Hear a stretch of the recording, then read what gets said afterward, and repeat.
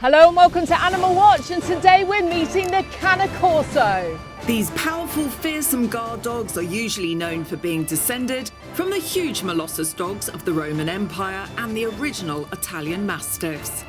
But did you know that once he was a dog that could not only hunt alongside humans, but could also guard livestock as they grazed, even moved and herded the livestock between fields and to market, just like collies can. As well as adhering to his reputation of being a fearsome guard to family, land and home, and one that will not hesitate in taking an intruder down fast. Previously on Animal Watch, we met the protection Cane Corso. Today, we are meeting the working Cane Corso. Be prepared to learn about another side to this amazing dog's working capabilities and how in some places they can still be used with great success. Don't go away.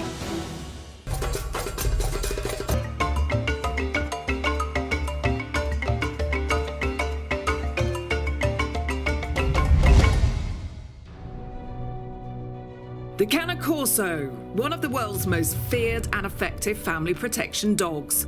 Brilliant for guarding children, as their nurturing and fiercely loyal character means they will lay their lives down to stand between small children and any potential threat, as well as being gentle and relaxing family members. Here's a flashback to some impressive protection training we saw in the last episode.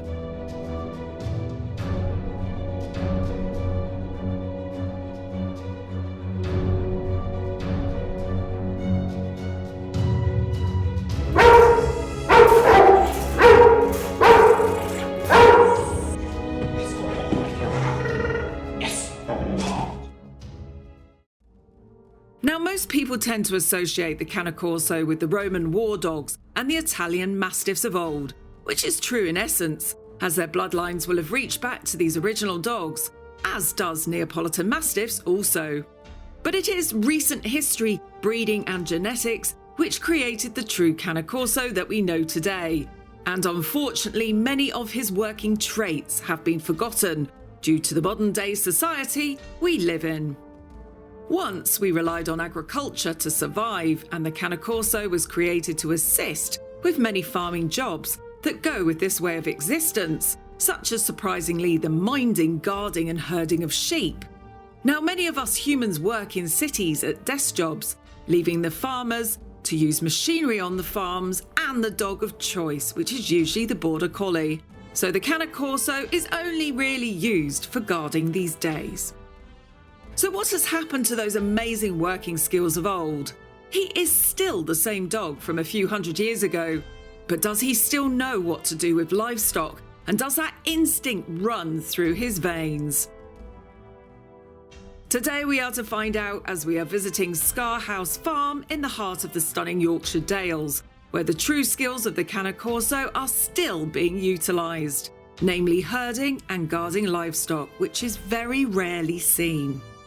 These special Cane Corsos are descended from working, hunting and fighting lines, meaning that some dogs have the perfect disposition for the nurture and care of sheep, whereas others do different working roles, such as the hunting and catching of rabbits on the farm, to which the farmers describe as destructive. Some dogs are simply used as their most famous role, as land and family guardians, and excel at making sure the property is protected at all times. These are giant Mastiff guardians, and males often stand up to 27 inches tall and weigh a heavy 99 to 110 pounds. They are not to be messed with, so what will they make of me? Hello! Hi Anneka! Hello! Welcome to High Woodale Farm, home of Scar House Cane Corso.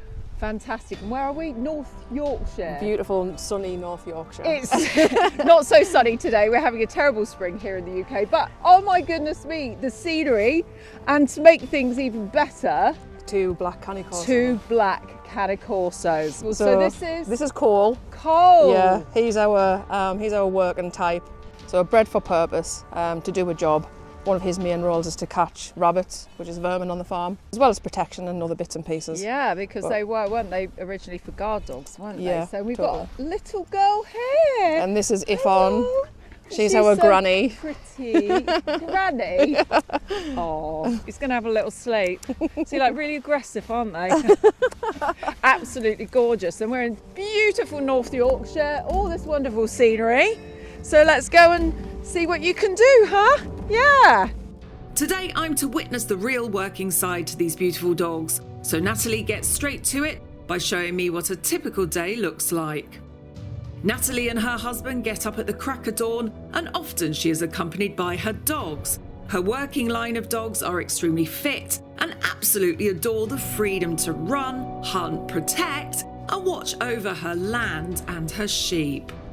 One of her reels went viral recently as it showed her using the hunting skills of the Cane Corso to control rabbit numbers on her farm, a skill that is deeply rooted in their blood to do. This hunting instinct is what makes some Corsos not suitable for minding sheep, but there are others that can do this extremely well.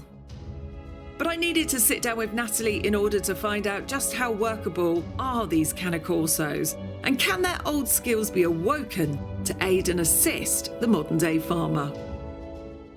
Today we have got working type Cane Corsos. How long have you had Cane Corsos for? It'll be getting on for 10 years now. I've always had a thing for Mastiffs. I've always liked Mastiffs and used to have French Mastiffs, Dog de Bordeaux, but it was the athleticism that really sort of attracted us to the breed.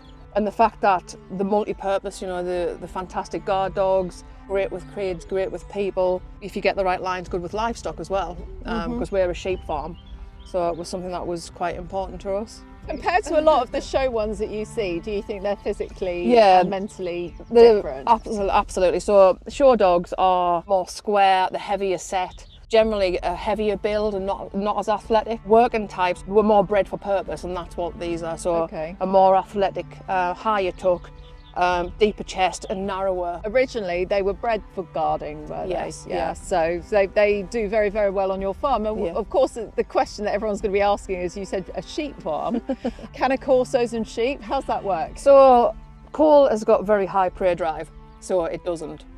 But Ifon has a different drive. She does have a slight prey drive, but she's also very accepting of livestock. She is the girl who helps us work with the sheep and do bits and pieces, whereas Cole, basically his main job is protection. He's a family guardian, basically. He's a very good alert dog. And do you let him off on the farm? Does he run around quite freely? Absolutely. As long as there's no sheep in the fields that he's in or around the house, he's quite happy to bimble around. Ifon, because she's accepting and she doesn't chase any livestock, she's off all the time. So if somebody comes onto your land that shouldn't be there, what will he do? He wouldn't bite them. He'd just give them a whole load of... He would give them a whole load of puff and bother, and he would puff himself up, and it would be big wolves. It can be quite scary and intimidating. If they were in your house and somebody broke into your house. Different matter. So if you want to cross that threshold, then yeah, they will protect you with their life. They'll bite then, will they? He's got a heart of a lion. Both of them have, all of the Corsos have. It's naturally in them. It's not something that I've ever found I've had to bring out of a Corso. They're just natural protectors and natural guardians of the family and of the farm. What we found, which was really interesting, is when we were filming last time, we filmed some that were in training for being a protection dog. And the one thing that was flagged up with these guys that was very different to the German Shepherd and the Doberman was it took longer to train because they're so nice. Yeah. Okay. But they are also one of the most chosen dog breeds as a protection family dog because they are so good with children. Absolutely. They are so loving. They are such a wonderful dog to have in the house.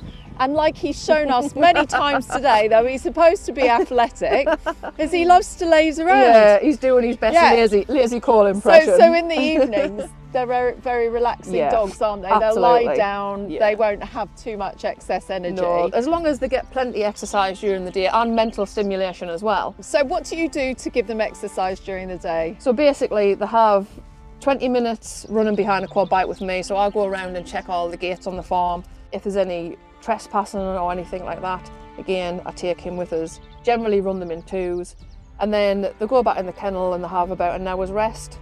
And then later on, about this time of night, they come out again and they go for another quick bimble round the fields with me, go walking, and then they'll have another quick blast, 10-15 minutes on the quad bike into the woods.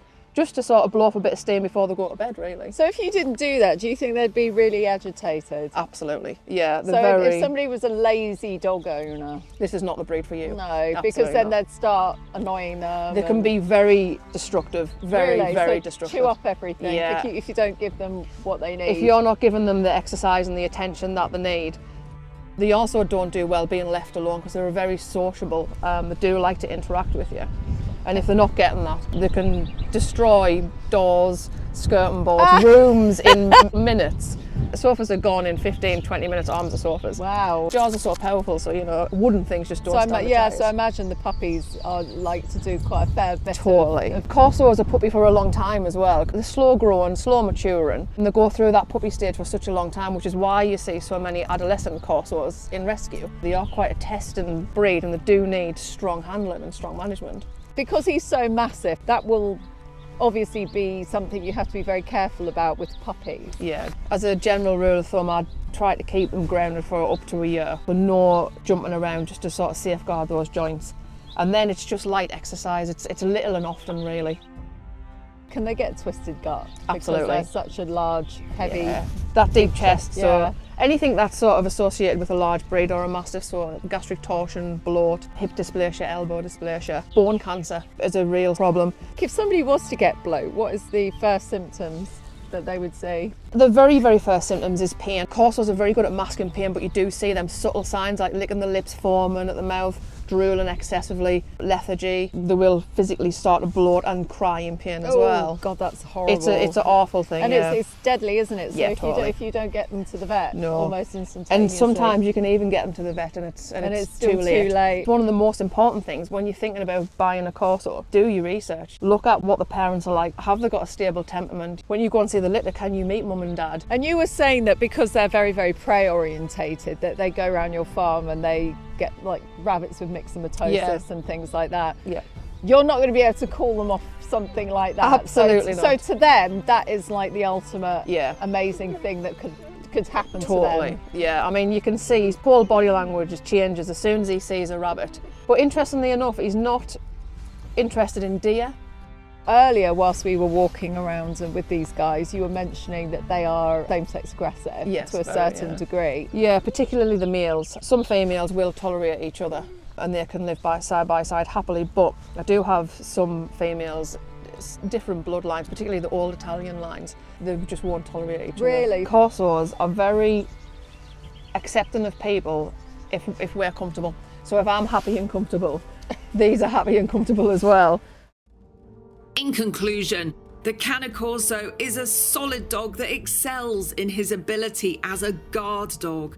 As Natalie mentioned, not all Cane Corsos can work with sheep, as some inherit too much of a hunting instinct to be safe around lambs.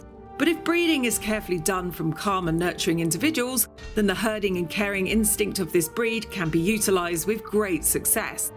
It's also down to the individual personalities of the puppies. Unlike many Aboriginal dogs, it is very common to select from litters each dog's future role, based on early character traits the puppies exhibit. Regardless of what role they take, these are very powerful dogs and only for the responsible owner, as they have the ability to be easily weaponized due to their amazing guarding instinct. So you'll need loads of early training and socialization if you want your dog to accept strangers and be civil in public.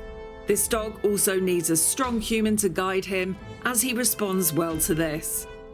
They are cuddly and affectionate and are wonderful around families and children. So no wonder they are entrusted with our dearest family members and are known as one of the most popular protection guard dogs in the world. So you've got some really lovely social media where we've got some fantastic footage, haven't we, of them chasing your quad, all of your farm, which is immense, and that huge reservoir. So it's really quite lovely for people to come and have a look at all of that. Yeah. So where can they find you on social media? We're on Instagram, Facebook, and TikTok as well, and we also have a website. What's your website then that It's people can go to? www.scarhousecanecorso.co.uk. Well, I think they're absolutely gorgeous, and if you enjoyed this episode, then please give us a thumbs up and subscribe to the channel by clicking the button in the bottom hand corner, and tune in every week. We'll be bringing you more amazing episodes on dogs, wolves, animal rescue and conservation. Bye for now.